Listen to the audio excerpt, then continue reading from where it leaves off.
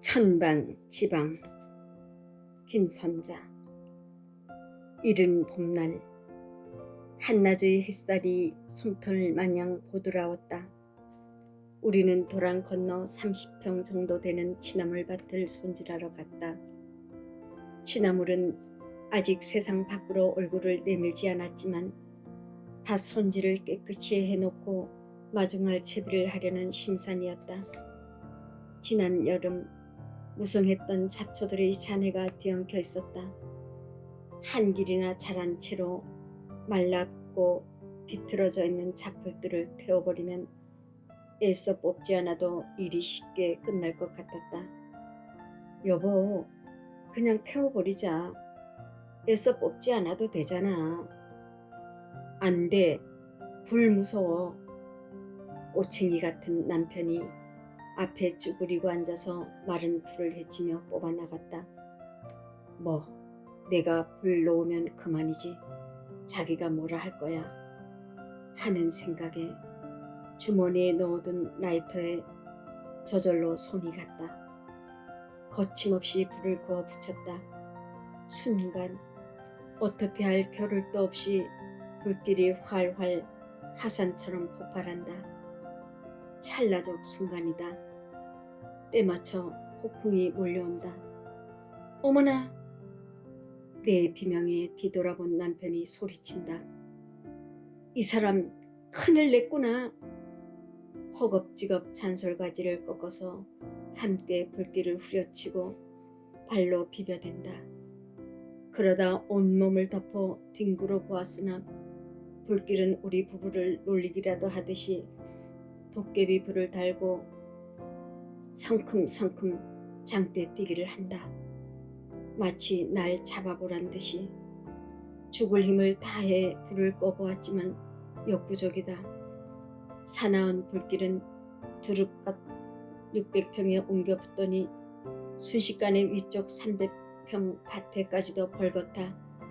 3미터로 포장된 산길 건너편 잔디로 불똥이 뛰어간다. 나미아미타불 나미아미타불. 애간장을 끓이며 아미타불을 외쳐댄다. 이제 감옥행이구나. 벌금은 얼마나 될까? 수형은 또 내가 교도소에 가면 아이들은 방송에 나오면 내 체면은 남편의 위신은. 그 상황에서도 이루 헤아릴 수 없는 생각들이 빛의 속도로 머릿속을 스쳐간다. 올곧게 살아왔다고 자부했던 삶들이 하늘이 무너지는 느낌이었다. 불끄기를 접고 재수로 살아가야 하겠다는 비통한 생각으로 주머니에 휴대폰을 뒤졌다. 그런데 아니, 이런, 휴대폰이 불에 녹아버려서 통화도 할 수가 없다.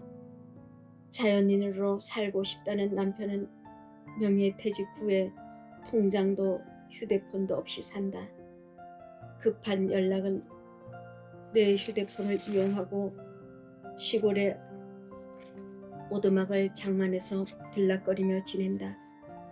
할 수 없이 나는 500m 밖 도르번에 있는 모텔로 뛰어가서 119에 신고해 달라고 소리쳤다. 주인 얼굴도 보지 않은 채 뒤도 돌아보지 않고 다시 직접 도랑을 따라 내달렸다. 타들어가는 밭 쪽을 건너다 보았다. 웬일인지 불길이 안 보이는 것 같았다. 그래도 숨이 막히는 느낌이며 목이 타고 현기증이 났다. 곧 쓰러질 것 같아서 물을 마시겠다고 집 안으로 들어갔다.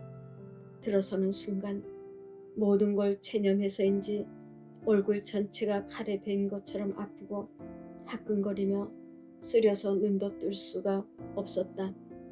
부엌에 달린 거울에 비춰진 내 얼굴은 하룻불에 잘 익은 옥동 같고 모신기 두레대 가마솥에서 일궈낸 못밥 누룽지처럼 허물까지 홀랑홀랑 홀라당 벗겨져 있었다.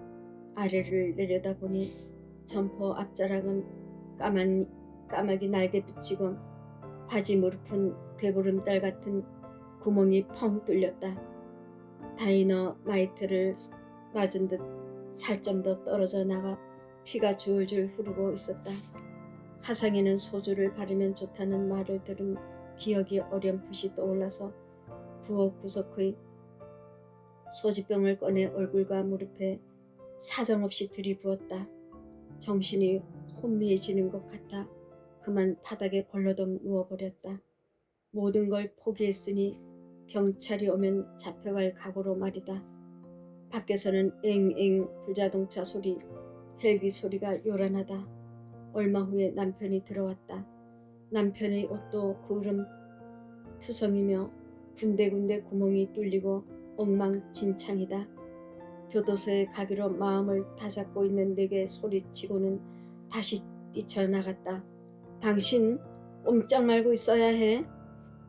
신고해달라고 부탁하러 갈 때 갑자기 동해시 큰 산불 이야기가 번개불처럼 머리를 스치고 지나갔었다. 자동차 한 대가 휙 지나가더니 갑자기 불길이 확 솟더라. 나도 똑같은 거짓말을 하고 있었다. 돌아와서 현장에도 가지 못하고 쓰러져 버렸으니 방하자 미상이 되어버렸다. 지금 생각해도 너무 이상하다. 내가 신고하자마자 불꽃이 저절로 식멸했나 보다. 아님 바람이 반대로 불었거나 단 그것도 순간이었다. 산으로 옮겨 붙은 줄 알았던 불꽃은 천만다행으로 우리 두릅밭 풀만 태우고 길 건너 산에는 옮겨붙지 않았다. 분명 신고하러 갈 때는 산 전체로 옮겨붙어 한활 타고 있을 것이라고 생각했었는데 불이 사그라진 뒤에 불자동차와 헬기가 도착해서는 잔불 처리만 했다고 한다. 그날 나는 시내 집으로 돌아와서 병원에도 못 가고 겨우 약국에서만 용고만 사다가 발랐다. 도둑이 제발 저리다는 속담처럼. 다행히 하상 용고제에 소염 진통제가 함유되어 있어서 진통은 차츰 가라앉았다. 이튿날 연고를 얼굴에 모드팩처럼 쳐바르고 다시 오두막으로 갔다. 조사 나올 것에 대비해서 땅속에 묻어둔 휴대폰 때문이다. 그름을 뒤집어 쓰고 녹아있는 휴대폰을 꺼내서 한적한 곳에 더 깊숙이 묻었다. 집 주위를 탐지기로 땅속까지 조사할 것 같다는 생각이 들었기 때문이었다. 그 대가로 나는 봄, 여름 내내 온 얼굴 피부가 짓물러 벗겨지고 헐어서 고름이 샘물처럼 흘러내리는 고통을 감내하며 커다란 마스크를 하고 다녔다. 얼굴이 왜 그러느냐고 묻는 지인들에게는 오두막에서 삶은 시래기를 퍼담다가 함지박에 얼굴을 박으며 엎어졌다고 둘러댈 말도 생각해 두었다.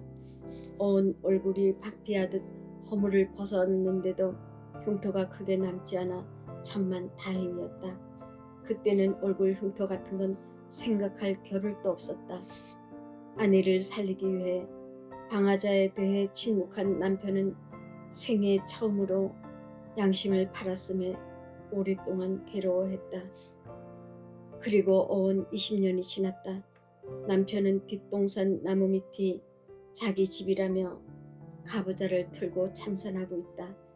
불길에 스쳤던 두릅밭도 무성하게 어우러졌다. 그러나 절박했던 그 순간을 떠올릴 때마다 나는 죄인이 된다. 두릅밭에 갈 때마다 남편에게는 그저 미안하고 가슴이 먹먹해지며 죄를 지은 전과자 심정을 감출 수가 없다. 그때처럼 그렇게 절박하고 간절하게 아미타 부처님을 불러본 기억이 없다. 지금 생각해도 위기를 모면했던 것은 부처님 가피가 아니고서는 도저히 있을 수 없는 일이었으니 나무아미타불, 나무아미타불.